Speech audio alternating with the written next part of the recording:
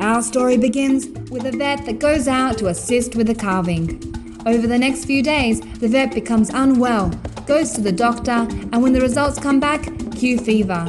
Thinking to our animal counterparts, we know this as Coxiellosis. And the culprit? Coxiellosis, an obligate intracellular bacterium. It comes bearing two faces. There is a difference in shape, in size, and in the structure of the cell wall of this gram-negative bacterium.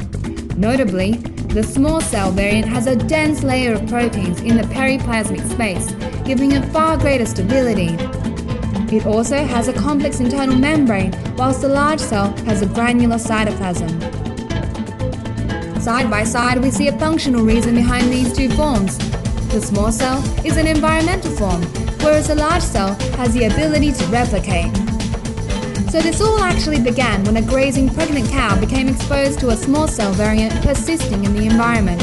It could be inhaled or ingested, finding its favorite home in the alveolar macrophages of the lung or in the cells of the liver. Here we are in the lung, in the alveolar macrophage. You know that these cells eliminate pathogens, but not this time. The small cell variant can bind to a special integrant and make its way into the cell, soon fusing with a lysosome. But this doesn't kill it. In fact, this pH is ideal for the small cell to morph into a large cell with vast replication ability, producing so many small cell variants that the cell will eventually explode. Let's review those virulence factors. Two specialized forms, an acidophile taking advantage of its host defense, and disruption of cell signaling to prevent apoptosis. But how exactly does it cause disease? Well, it's usually subclinical, but if a pregnant cow becomes infected, so too will the fetus via the maternal blood and orally.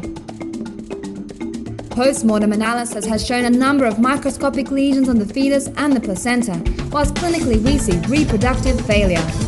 No studies have clarified a link between stage of pregnancy, infection and outcome, or a precise pathogenesis. But cows aren't alone. We see this in other domestic ruminants. So how would you go about diagnosing this?